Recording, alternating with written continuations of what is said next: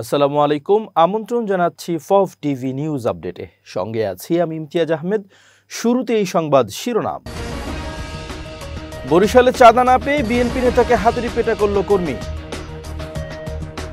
সংখ্যানুপাতিক নির্বাচন ব্যবস্থায় বিপদ বললেন তারেক রহমান। ইসরায়েল আমেরিকাকে সহযোগিতা করলেই মৃত্যুদণ্ড। নবী সাল্লাল্লাহু আলাইহি সাল্লামকে নিয়ে তুরস্কে ব্যঙ্গচিত্র, ব্যাপক বিক্ষোভ ও গ্রেপ্তার। এবার বিস্তারিত। বরিশালের গৌরনদীতে চাঁদার টাকা না পেয়ে বিএনপির এক কর্মীর বিরুদ্ধে দলের এক নেতাকে হাতুড়ি পেটা করার অভিযোগ পাওয়া গেছে। গুরুতর আহত অবস্থায় তাকে উদ্ধার করে স্থানীয়রা হাসপাতালে ভর্তি করেছেন বলে ভুক্তভোগীর স্বজনরা জানিয়েছেন। গত সোমবার বিকেলে উপজেলার হাপানিয়া গ্রামে ঘটনাটি ঘটে। এই ঘটনায় গৌরনদী মডেল থানায় লিখিত অভিযোগ দিয়েছেন পিটুনির শিকার নেতা। ভুক্তভোগী নেতার নাম আব্দুল কাদের সর্দার। তিনি হাপানিয়া গ্রামের বাসিন্দা ও উপজেলা মাহিলারা ইউনিয়নের ৫ নম্বর ওয়ার্ড বিএনপির সাবেক সাধারণ সম্পাদক। আব্দুল কাদের বলেন, কয়েক দিন আগে আমার বাড়ির সামনে কাবিটা প্রকল্পের একটি কাজ চুক্তি দিয়ে শুরু করি। বিষয়টা জানার পরই কাজে বাধা দেন স্থানীয় বিএনপি কর্মী আব্দুর রহিম সর্দার, যুবদল কর্মী মাইনুল সর্দার ও আল আমিন হাওলাদার এবং তাদের সহযোগীরা। তারা আমার কাছে 50,000 টাকা চাঁদা দাবি করেন। আমি চাঁদা দিতে অস্বীকৃতি জানালে তারা আমার উপর ক্ষিপ্ত হয়ে হুমকি ধমকি দেয়। ওই ঘটনার জের ধরে সোমবার বিকালে আমাকে হাতুড়ি দিয়ে পিটিয়ে গুরুতর আহত করে তারা। তিনি আরও বলেন, বিএনপির এই কর্মীরা আগে থেকে এলাকায় বেপরোয়া ও নানা অপরাধে জড়িত। জুলাই বিপ্লবের আগে তারা আওয়ামী লীগ নেতাদের হাত করে অপকর্ম করত। গত 5 আগস্টের পর মাইনুল, আল আমিন সহ অন্যান্যরা বিএনপির কিছু অসৎ নেতার প্রশ্রয়ে এলাকায় আধিপত্য বিস্তার করছে। এখন তারাই ত্যাগী বিএনপি কর্মী দাবি করে এলাকায় দাপিয়ে বেড়াচ্ছে এবং নানা অপকর্ম করছে। অভিযুক্ত আব্দুর রহিমের মোবাইল ফোন নম্বরের বন্ধ থাকায় তার সঙ্গে যোগাযোগ করা সম্ভব হয়নি। তবে হাতুড়ি পেটার অভিযোগ অস্বীকার করে আল আমিন বলেন, অহেতুক আমাকে হাতুড়ি দিয়ে পেটানো হয়েছে। বর্তমানে আমি হাসপাতালে ভর্তি আছি।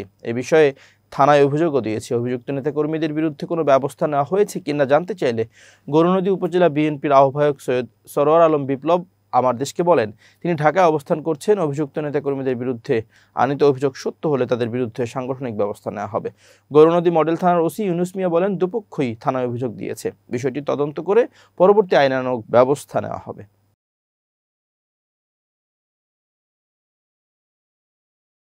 সংখ্যানুপাতিক নির্বাচন বাংলাদেশের জন্য উপযুক্ত কিনা তা রাজনৈতিক দলগুলোকে বিবেচনার আহ্বান জানিয়েছেন বিএনপির ভারপ্রাপ্ত চেয়ারম্যান তারেক রহমান। তিনি বলেন, কোনো রাজনৈতিক দল সংখ্যানুপাতিক নির্বাচনের দাবি তুলেছে। বিশ্বের কোনো দেশে সংখ্যানুপাতিক নির্বাচনের বিধান রয়েছে। তবে বাংলাদেশের বিদ্যমান বাস্তবতা এবং ভৌগোলিক প্রেক্ষাপটে বাংলাদেশের জন্য এই ব্যবস্থাটি কতটা উপযোগী তা ভেবে দেখার জন্য সবার প্রতি অনুরোধ রাখবো।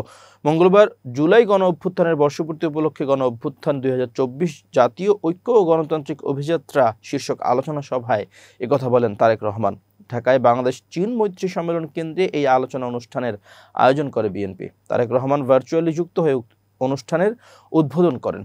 বিএনপির চেয়ারপারসন খালেদা জিয়া ছিলেন প্রধান অতিথি। অনুষ্ঠানে তার ভিডিও বক্তব্য প্রচার করা হয়। বিএনপির ভারপ্রাপ্ত চেয়ারম্যান তারেক রহমান বলেন, বাংলাদেশের গণতান্ত্রিক বিধি ব্যবস্থাকে শক্ত ভিত্তির উপর প্রতিষ্ঠিত রাখতে হবে। বাংলাদেশকে তাবেদার মুক্ত রাখতে হলে এই মুহূর্তে জনগণের ঐক্য সবচেয়ে বেশি প্রয়োজন। কিন্তু সংখ্যানুপাতিক নির্বাচন ব্যবস্থা দেশে ঐক্যের পরিবর্তে বিভক্তিমূলক সমাজ এবং অস্থিতিশীল সরকার সৃষ্টির কারণ হয়ে উঠতে পারে কিনা বিষয়গুলো গুরুত্ব সহকারে আরও একবার ভেবে দেখার জন্য আমি সব রাজনৈতিক দলগুলোর নেতাদের বিনীত আহ্বান ও অনুরোধ করব। তারেক রহমান বলেন, সংখ্যানুপাতিক নির্বাচন ব্যবস্থার আড়ালে আবার দেশের রাজনীতিতে নিজেদের অজান্তে পরাজিত পলাতক ফ্যাসিস্ট অপশক্তি পুনর্বাসনের পথ সুগম করে দেওয়া হচ্ছে কিনা এ বিষয়টিও প্রত্যেককে গুরুত্বের সঙ্গে ভাবা দরকার। তিনি বলেন, আমি মনে করি নিত্য নতুন বিষয় যদি আমরা সামনে নিয়ে আসতে থাকি এর সুযোগে ষড়যন্ত্রকারীরা মাথাচাড়া দেওয়ার সুযোগ পাবে। বিএনপি ক্ষমতায় গেলে জাতীয় সরকার গঠন করে জনগণের সব দাবি বাস্তবায়ন করা হবে। এই কথা উল্লেখ করে তারেক রহমান বলেন, আমাদের প্রধানতম কর্তব্য হচ্ছে তরুণ জনগোষ্ঠীকে দক্ষ করে জনশক্তি হিসেবে উপযুক্ত করে গড়ে তোলা। একই সঙ্গে রাষ্ট্র এবং সমাজে গণতন্ত্র ও আইন শাসন নিশ্চিত রাখা। বিএনপির জ্যেষ্ঠ যুগ্ম মহাসচিব রুহুল কবির রিজভীর সভাপতিত্বে অনুষ্ঠানে বিশেষ অতিথি ছিলেন বিএনপির মহাসচিব মির্জা ফখরুল ইসলাম আলমগীর। অনুষ্ঠানে শহীদ আবু সাঈদ, শহীদ মীর মুগ্ধ, শহীদ ওয়াসিম সহ জুলাই শহীদদের অনেকের পরিবারের সদস্যরা উপস্থিত ছিলেন বিগত আওয়ামী লীগ সরকারের সময় গুম ও খুনের শিকার অনেকের স্বজনেরা। বিএনপির কেন্দ্রীয় নেতারা ছাড়াও আমন্ত্রিত অতিথি হিসেবে জামাত ইসলামী, জাতীয় নাগরিক পার্টি এনসিপি ও হেফাজতে ইসলাম সহ বিভিন্ন দল ও সংগঠনের কেন্দ্রীয় নেতারা অনুষ্ঠানে অংশ নেন। এবার আন্তর্জাতিক প্রসঙ্গ। তুরস্কের ইস্তাম্বুলের একটি ম্যাগাজিনে হযরত মুহাম্মদ সাল্লাল্লাহু আলাইহি সাল্লামের ব্যঙ্গচিত্র প্রকাশের অভিযোগ ঘিরে ব্যাপক বিক্ষোভ ছড়িয়ে পড়ে। পুলিশ রাবার বুলেট ও টিয়ার শেল ব্যবহার করে উত্তেজিত জনতাকে ছত্রভঙ্গ করে দেয়। মার্কিন গণমাধ্যম সিএনএন এক প্রতিবেদনে এ তথ্য প্রকাশ করেছে। প্রতিবেদনে বলা হয়েছে, কার্টুনে মহানবী মুহাম্মদ সাল্লাল্লাহু আলাইহি সাল্লামকে নিয়ে ব্যঙ্গচিত্র করার অভিযোগে 4 কার্টুনিস্টকে গ্রেপ্তার করেছে তুরস্কের পুলিশ। ঘটনার সূত্রপাত হয় ইস্তাম্বুলের প্রধান কৌশলী লেমান ম্যাগাজিনের সম্পাদকদের বিরুদ্ধে গ্রেপ্তারি পরোয়ানা জারির পর। অভিযোগ, ম্যাগাজিনটির গত 26 জুন 2025 সংখ্যায় একটি কার্টুনে ধর্মীয় মূল্যবোধ অপমান করা হয়েছে। তবে ম্যাগাজিনের প্রধান সম্পাদক তুনচায় আকগুন ফ্রান্সের প্যারিস থেকে এএফপিকে ফোনে জানান, এটি হযরত মুহাম্মদ সাল্লাল্লাহু আলাইহি সাল্লামের ব্যঙ্গচিত্র নয়, বরং ইসরায়েলি হামলায় নিহত একজন মুসলিমের কাল্পনিক নাম মুহাম্মদ হিসেবে ব্যবহৃত করা হয়েছে। ইসরায়েল, আমেরিকা কিংবা অন্য শত্রু রাষ্ট্রকে সহযোগিতা করার শাস্তি হিসেবে মৃত্যুদণ্ডের বিধান রেখে নতুন আইন পাশ করেছে ইরানের পার্লামেন্ট। একই সঙ্গে স্টারলিংকের মতো অননুমোদিত ইন্টারনেট সংযোগ ব্যবহারের অপরাধীকেও শাস্তিযোগ্য বলে ঘোষণা করা হয়েছে। আইনের ভাষায় বলা হয়েছে, দেশের নিরাপত্তা বা জাতীয় স্বার্থের বিরুদ্ধে গিয়ে ইসরায়েল, যুক্তরাষ্ট্র কিংবা অন্য কোনো শত্রু রাষ্ট্র ও গোষ্ঠী বা তাদের এজেন্টদের হয়ে গোয়েন্দা বা কোনো ধরনের কার্যক্রম পরিচালনা করলে তা মানবজাতির বিরুদ্ধে অপরাধের শামিল। এই অপরাধের শাস্তি মৃত্যুদণ্ড। এদিকে কূটনৈতিক আলোচনা আবার শুরু করতে চাইলে যুক্তরাষ্ট্রকে ইরানের উপর নতুন করে হামলার চিন্তা বাতিল করতে হবে জানিয়েছে তেহরান।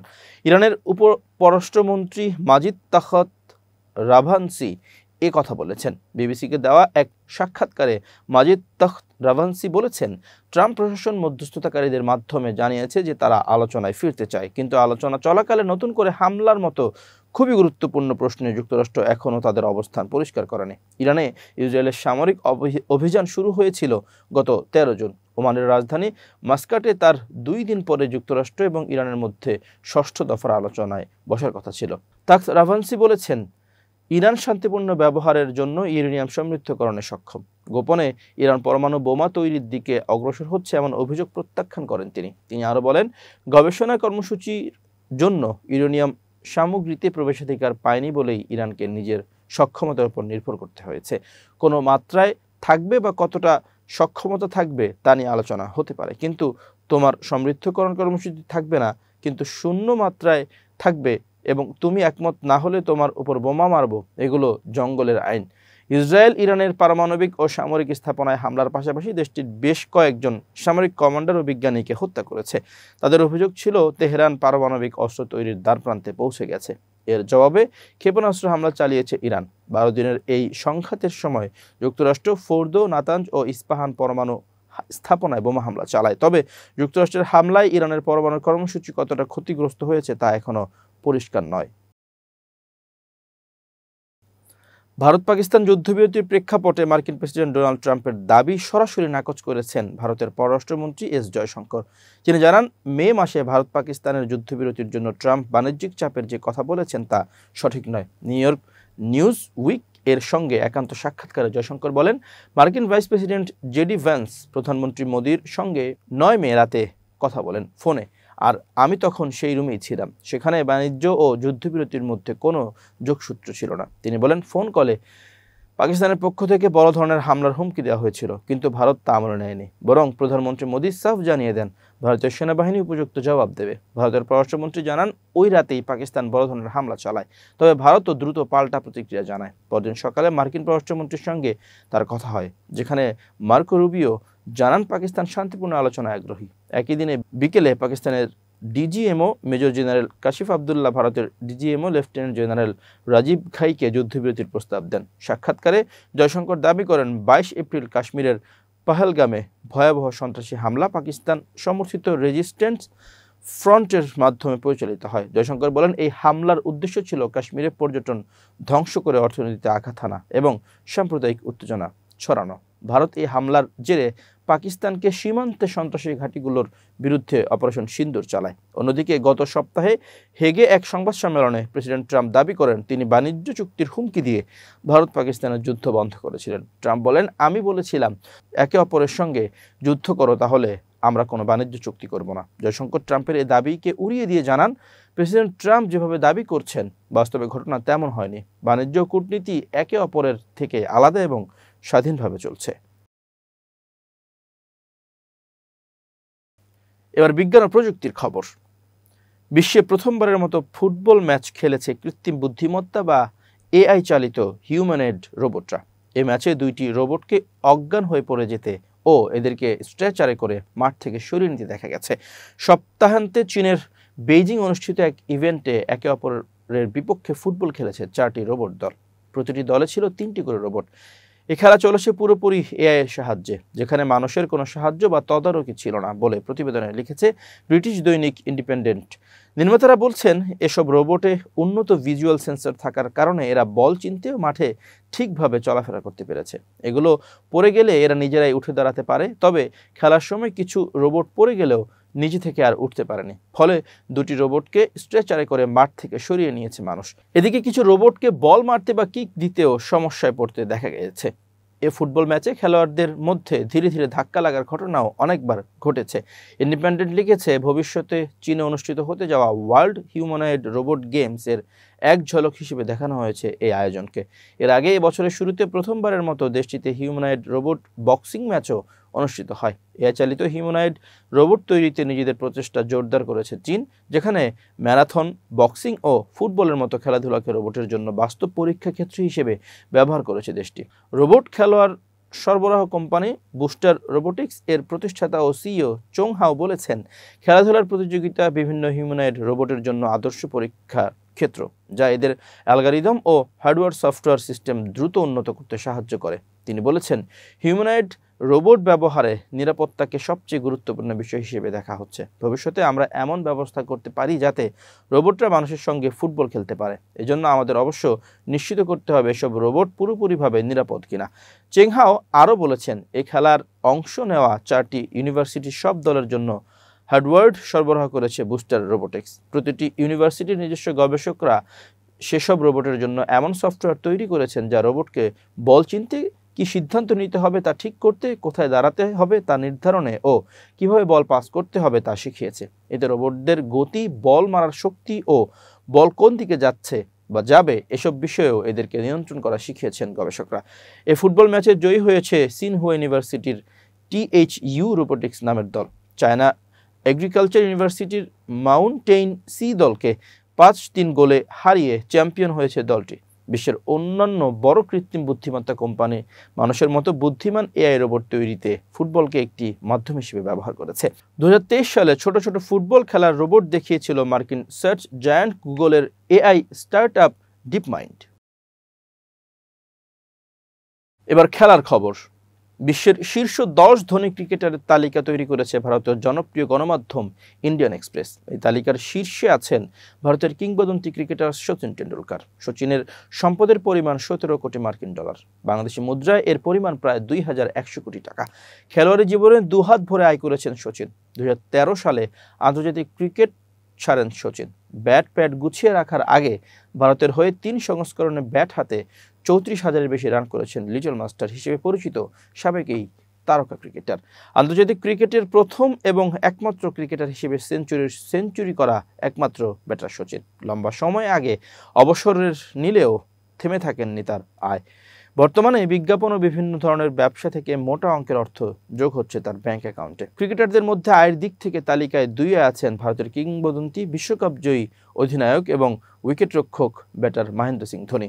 12.50 কোটি মার্কিন ডলার আয় করেছেন তিনি। তালিকায় 3-এ যিনি আছেন তিনিও একজন ভারতীয় ক্রিকেটার।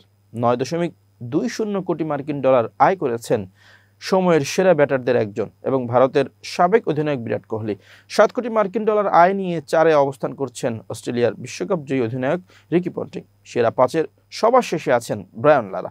6 কোটি মার্কিন ডলার আয় করেছেন ওয়েস্ট ইন্ডিজের এই কিংবদন্তি ক্রিকেটার। প্রিয় দর্শক, শেষ করছি ফফ টিভি নিউজ আপডেট। আজ এ পর্যন্তই। ভিন্ন খবর নিয়ে দেখা হবে আগামীকাল রাত 8টায়। নিজেকে আপডেট রাখতে সাবস্ক্রাইব করুন চ্যানেলটি, নিয়মিত লাইক, কমেন্ট ও শেয়ার করে ছড়িয়ে দিন সর্বত্র। সুস্থ থাকুন, নিরাপদে থাকুন। আল্লাহ হাফেজ।